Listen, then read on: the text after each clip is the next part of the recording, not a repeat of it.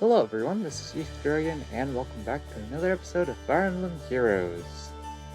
Unfortunately for us, we were not able to make tier 38 plus this time around. We of course had neither of the bonus mythics available, so that didn't help, but we'll talk about what happened this season pretty shortly.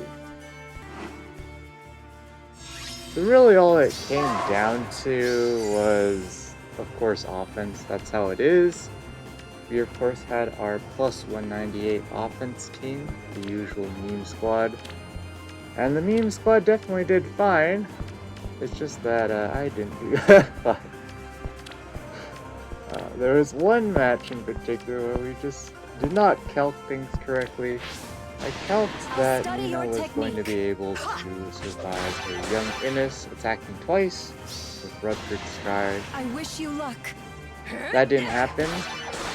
Two things I missed.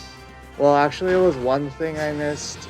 It was more of a positioning issue because I accidentally screwed up my initial positioning on my unit's turn 1. So I started doing stuff and I was like, wait a second, this isn't gonna work. But I figured, in the position I was in, I figured, well, we just kind of have to go for it. Nino's going to have one less defense because Kaden isn't going to be adjacent to her. Because I knew of how the AI was working, the Harmonized Catcher was going to rally. On the defense tile, it was the Desert Map, if you haven't figured that out yet.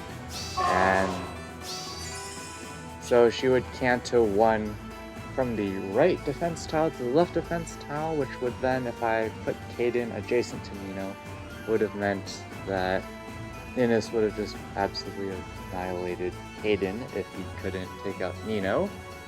But I forgot that he does plus 7 dealt damage when he triggers his special. so we definitely died because of that. And of course, because Nino had one less defense, she was taking an extra 2 damage. I don't remember if that was relevant, but the plus 7 damage certainly was. Then after that, we kind of just did whatever and got timed out. The rest of the team there was a Triandra, a base Sniffle, the one with Domain of Ice, with no weapon, which honestly not a terrible idea. What else was there? Of course there was Harness Patria. I believe there was there's Farsight, Hardy Fighter, Brave Hector. What else was there? I'm missing a unit, aren't I? So let's see, Young Innis, Harness Patria, Nipple, Triandra. I'm missing so many units. Brave Hector. I'm missing 2 units. What are the other 2 units? Clearly they weren't that relevant if I don't remember them. Capital. But yeah, it was unfortunate. Not much we could do in that respect. We kind of just essentially self-destructed ourselves once we lost Nino at that point.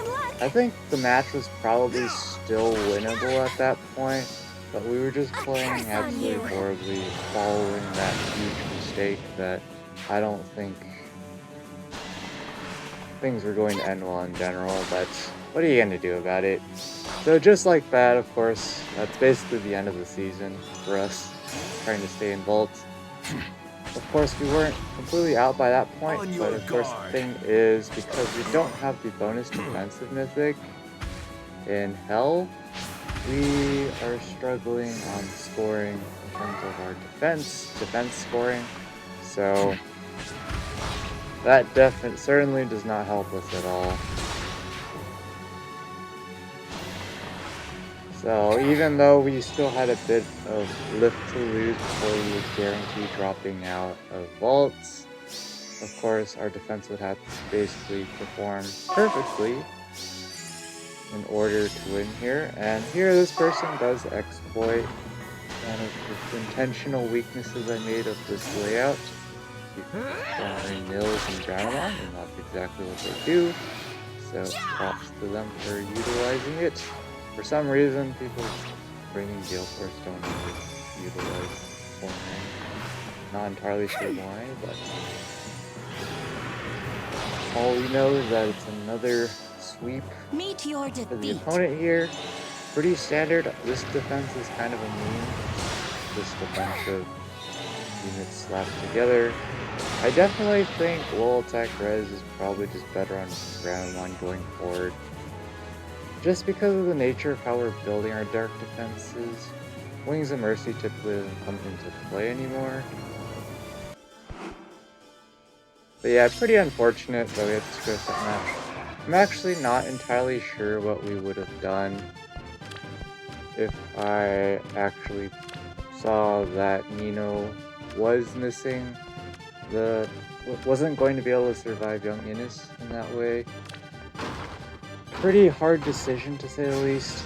Not sure what we would have done, but I'm not sure what this opponent is doing in the respect of there's my chance.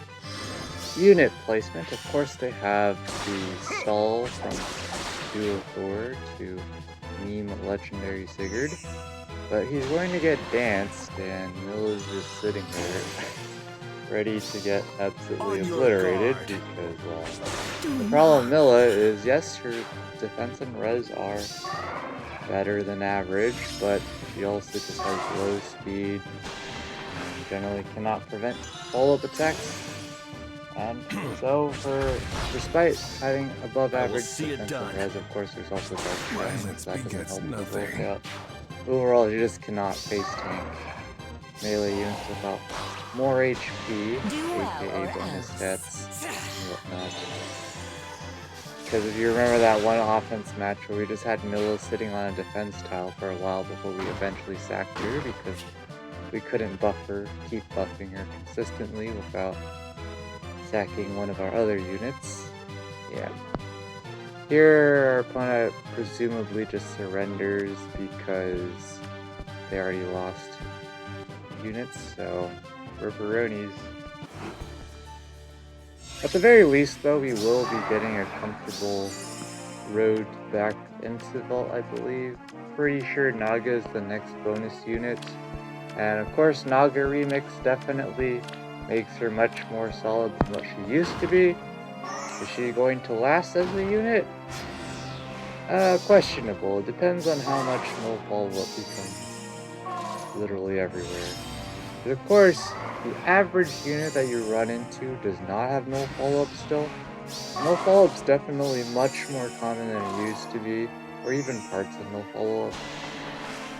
But it's getting to that point where you're starting to wonder, is it worth units having a guaranteed follow-up attack at this stage? I still think it is. It's Please forgive me. There's no drawback to having it in most situations. But of course, it's kind of the deal of, if you didn't have a guaranteed follow-up attack, then you would probably have some other effects that would be pretty strong, so I don't know. Units like Legendary Julia, for example, her remix is of course coming soon, trademark, and she's pretty likely to get a guaranteed follow-up attack effect, which definitely probably just should have been on her stock when she was released. I definitely would have made her much stronger back then, but nowadays her issue is, of course, she can't one-shot units. Damage reduction is way too prevalent, and even if it's just a raw attack game for one-shotting, she definitely misses one-shots, so there's a lot of things she needs, and I don't think she's going to get all of it. But going back to Naga Remix real quick, definitely much better as an actual combat unit herself, and of course as a support unit, she definitely supports pretty well. The force space range buffing to allies is pretty nice as long as they have dragon effectiveness, which of course Divine Fang 2, or is it Divine? No, it's Divine Fang Plus. I don't remember. I always forget if it's Plus or 2. Corin's the coolest. Exclusive C skills. Pretty sure it's Plus. It's probably not. But Go for it. I don't know. Between using her and Ashera, I think Prepare I yourself. probably prefer Ashera still purely for the purposes of course, your C skill. Getting the Null Panic, but more importantly, the +6 attack as it started combat. We've been Pretty nice. detected. But of course, Naga can give the guaranteed fall protection. So I don't know. That's a pretty tough one to say. I think we'll just have to keep using the two of You're a them and see how it wonder. goes. But This Legendary is it. Sigurd, of Yes. course, with Oh, what Crusader's is it? Ward. Super You're annoying to finished. take out with ranged units if you don't have enough firepower. Go for But it. now that he's debuffed, You're and finished. Yulin not 100% HP, doesn't have This any is debuffs it. on her. Yes. Oh, Of course, what is catch it? skills not as useful. So, ripperoni there. Oh, Lynn, you're a wonder. So, of course, Naga This is it. Remix Yes. is fine. Oh, what is it? She's not going to last as a unit, of course. It's just going to make her more useful when you do need to use her. So that's nice. But there's the issue of Legendary Alm's remix. Quite an expected remix, of course, in terms of effects. Definitely Go for makes it. him a pretty darn strong juggernaut for Accept attacking your punishment. non-dragon bar save units for sure. He still has to contend You're with a wonder. other forms or Accept your external forms of punishment. damage reduction, because of course Lunar Flash 2 does negate the damage or I guess neutralize those damage reduction effects, but he has to, that only happens when he procs his special, so that could pose a problem if you're up against, say, a super high HP bulky Hardy Fighter Aegis bar save unit and you proc your Lunar Flash into that Aegis. That could be a problem, but as long as Legendary Alm has a high enough speed stat and attack stat, generally it's fine. One of the biggest things you gotta refine though is I think it's if he has 5 more speed, at least 5 more speed than the enemy during combat. So essentially if he can double, then he prevents the usual sword, lance, axe, and beast units from counterattacking, much similar to Brave Alm's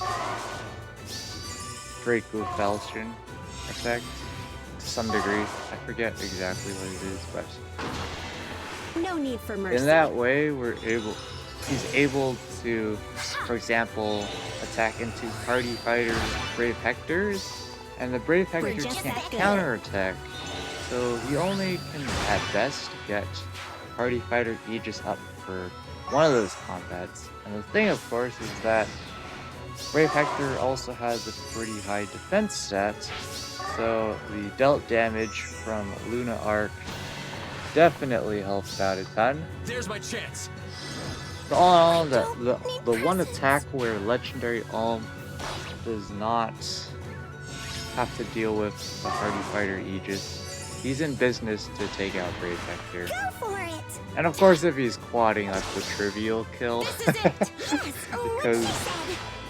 you're going to have 2 of those attacks Don't forget to not oil under up. the effect of Hardy Fighter Aegis, or maybe, you know, even 3 of them if you have guards for some reason. But yeah, the one thing with Legendary Alm still, of course, is that he does not have damage reduction still, which is why some people want to put Speed Smoke on him, which is Speed Smoke 4, I should say, which is totally reasonable. It's more just a matter Duel or of else. procking it. Because if you get into a situation where Legendary Alm can't get into combat with any of the enemy units for some reason, maybe it's Ether Raids, you can't deal with the Far Save unit, Speed Smoke 4 can't Don't give you forget to oil the up. speed-based damage reduction. That's kind of a problem. And the thing with his Refine is he only got the part of Tempo that neutralizes essentially guard effects. Any effects that inflict I won't what is it? lose. -1 special cooldown on him. So guard, special fighter, Mission. all those kind of skills that normally would prevent special acceleration. He doesn't have to worry about that, which is fantastic for him, of course. With Time's Pulse and his actual remix skills, Lunar Flash starts out 1 cooldown, so if he doubles, he's guaranteed to proc Lunar Flash, unless he Lunar Flash 2, I should say, unless he one-shots, which I guess could be a problem. I don't know. And of course, he got much more attack and speed, which is definitely what he needs.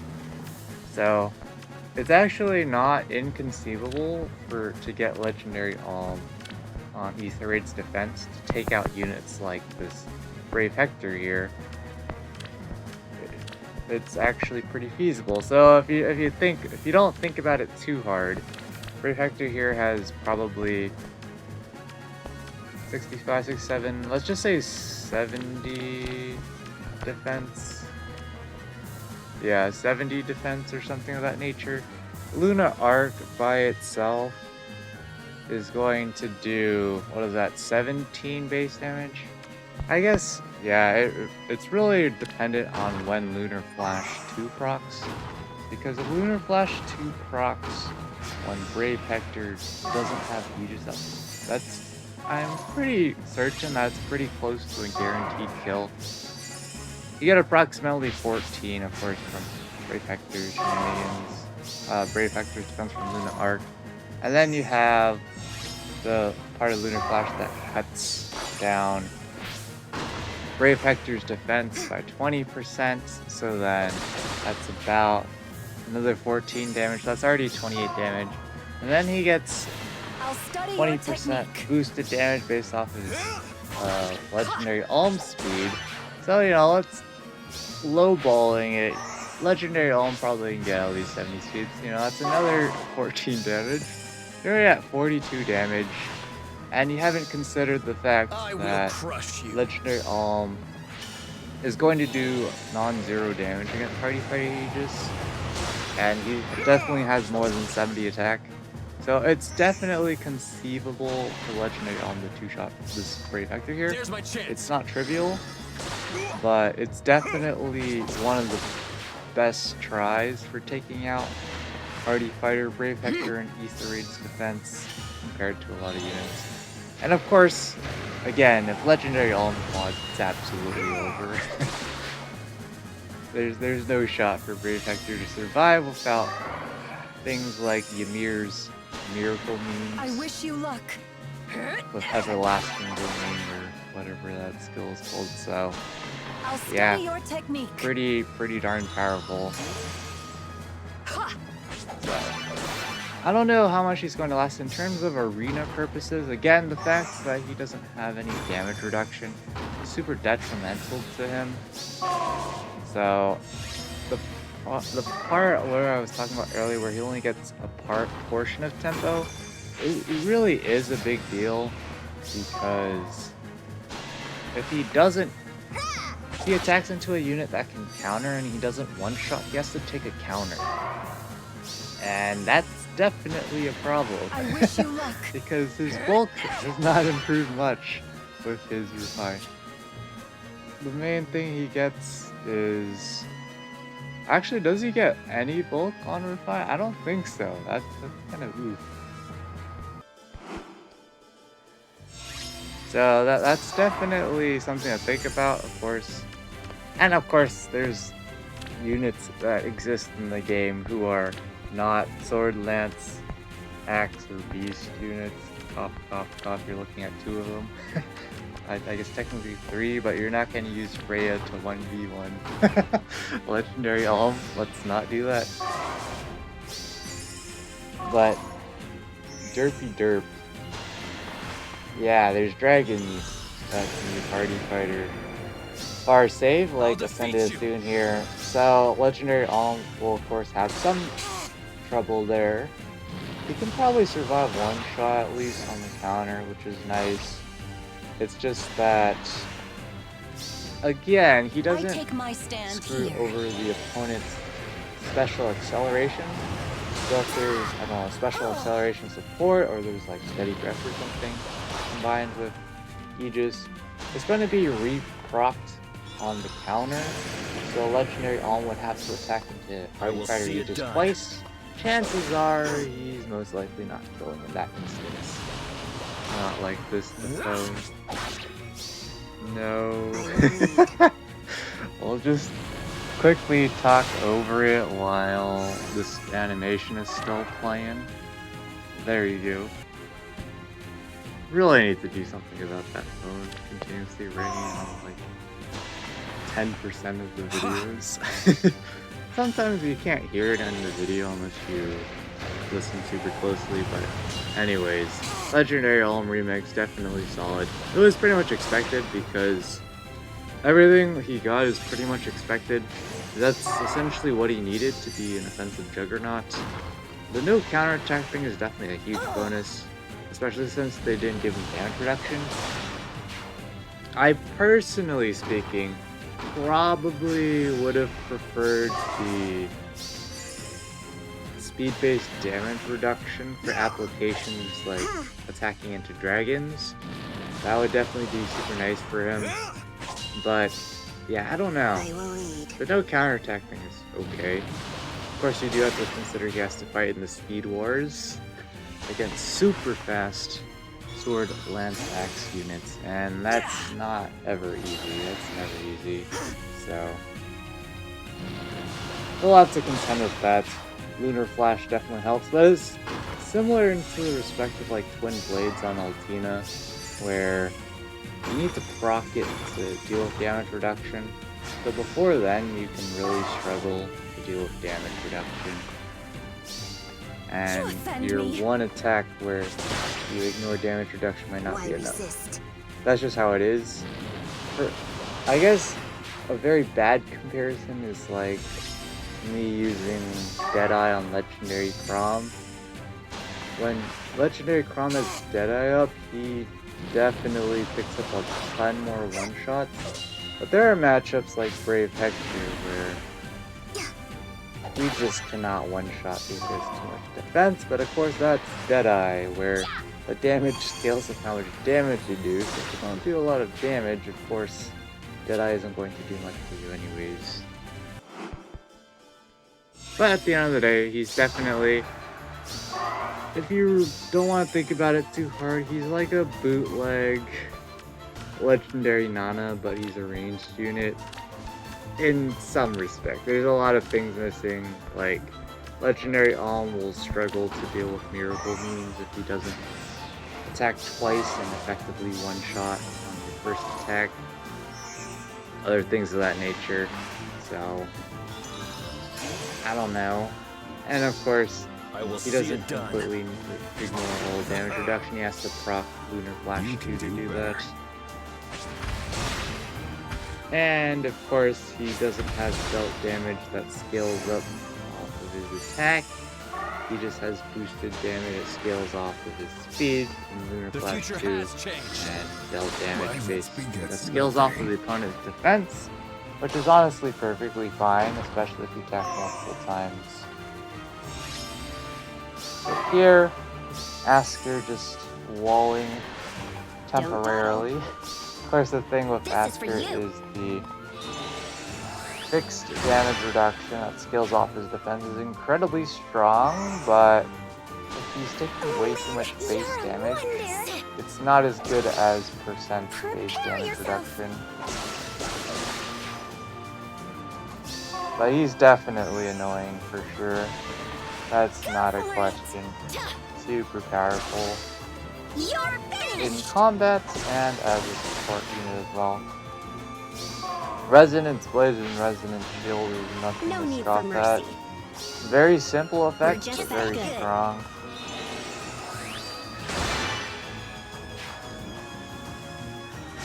And well, here you can pretty much see this defense is not very good, of course.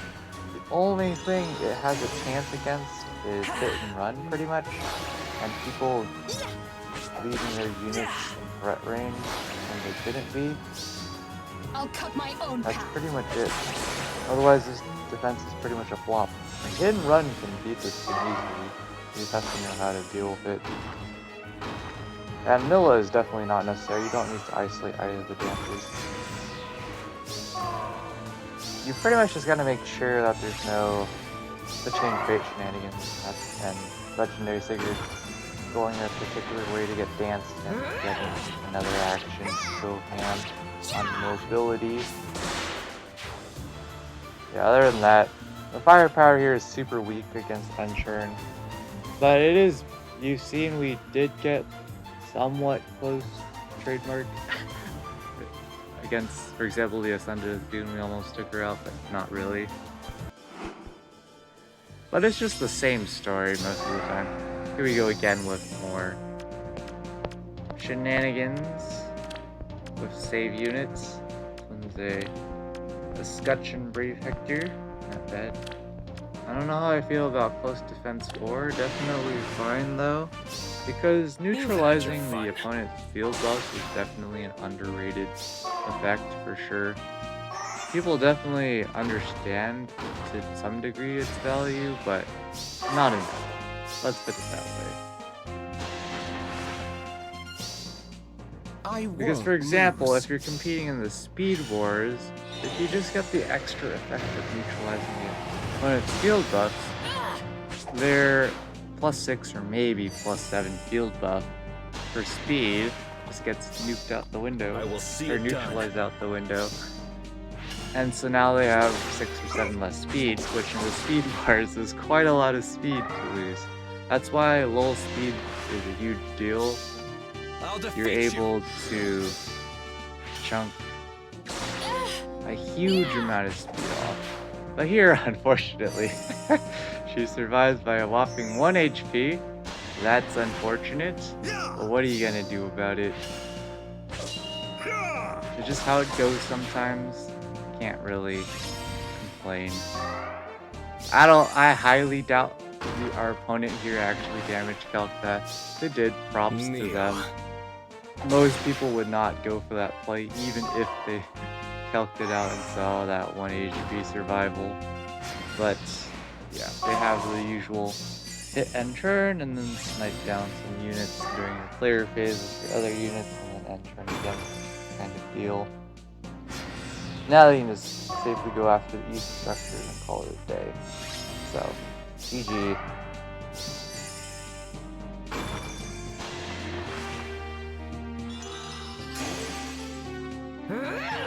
And well, 1 damage from this. Interesting. There's actually one thing I forgot to bring up about offense this week for us on E3. Nino did fantastic with Vantage shenanigans. It's a couple matches where we just full swept because of Vantage. One of the best matches, I think, was a matchup where we happened to get a huge amount of Bolt Tower chip damage turn 3 as well, but the opponent had a max level Bolt Tower on their map. So I think you know what we did. The only problem was how were we gonna set up Vantage? Have to attack into an enemy unit, but the problem is there's a far safe Brave Hector Hardy Fighter. We have to attack into him. Oh wait, it would be a shame if you could counter Nino twice and chip her down into Vantage range. Yeah, I'm actually combining 2 stories together there. That was the 2 matches. One match we used a Bolt Tower combined with our Bolt Tower damage to get a free Vantage setup, completely sweep their team, pretty much. And it was a clean sweep from there. The other match, there was a dual Crom, harmonized catcher, all the usual shenanigans.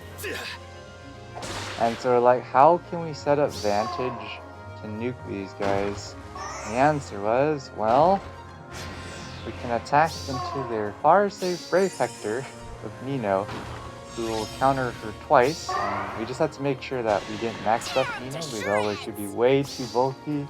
Time to land. and would not either A would not get into vantage range against Brave Hector, or B would immediately get out of vantage range after one combat because she would have Noontime recharged with vantage ready. So yeah, that was fun. Probably would have been worth a video, but I didn't bother. AKA I couldn't again. One of the big issues is I'm usually either playing ether raids in areas where I'm supposed to be quiet, so I have sounds off and everything, or I am in a darn hurry and have to do everything super quick, like sub 5-minute ether raids offense match, which for other people is very slow, but for us, when we've taken over in a few hours for some matches, yeah, that's pretty quick for us. Yeah, Vantage definitely came in handy this week. Noontime didn't really come in handy this week. It was just there. Of course, when you have Sparkling Boost Plus on air, the healing from Noontime is only relevant during the phase where you're running Vantage. Summer memories. But here, as you can see, Legendary Saber with the HP inflation, super annoying. They are unable to one-round KO Legendary Sigurd, but for some reason they surrender. I'm not entirely sure why, to be perfectly honest. Because they have this safety fence here. They can just dance Summer Edelgard with Peony and just get her the heck out of there. I don't know what the problem was. Other than the fact, I guess, Legendary Sigurd heals 40 HP, and I mean, I'm pretty sure at that point Summer Quad would be able to one-round KO, but yeah, I'm not entirely sure what the deal was there. There's also the gravity shenanigans as well, so I don't know. Interesting surrender. Well, if that were finally through all of our replays, as you can see, we lost definitely a good amount of lift this season on defense, as to be expected. We were maxing out at -50, so we're definitely not making top 6k, even though we're currently in top 6k. We did atrocious on defense. Our offense wasn't much better, and I just noticed only now that we lost Wi-Fi 10 out of 10. I don't know if that just happened or what, but we're not trying to stay in tier 21 this week because, well, we can't without doing ridiculous things. We only have a +0 legendary male Byleth, and he may or may not have been a focus unit during the Hero Rises banner this year, so people may or may not have him at high merges. we don't stand a chance in terms of scoring in that respect, so we're not trying. And Arena Assault Plus, of course, we're just trying to stay top 1k. This probably holds top 1k, but it's gonna be pretty close. In the respect that we're probably going to be around rank 800, maybe 900 if people are super serious about it. But we keep burning items unnecessarily, and we don't get them back because RNG game never gives us back the items that we use. So, definitely been liking Pressure Charm over Panic Charm. That's what I used to use. Fear Charm honestly would be really good as well. Maybe I should consider using that instead of Pressure Charm. Because there's some instances where I would kill if the enemy just wouldn't counterattack, so I think we'll just preemptively switch this time around. But the Pressure Charm's really nice for situations where you just need to buy a turn of time. Super nice. Also, you can use it to manipulate the AI in certain ways, so that's nice. But anyways, we'll be back when the results drop in.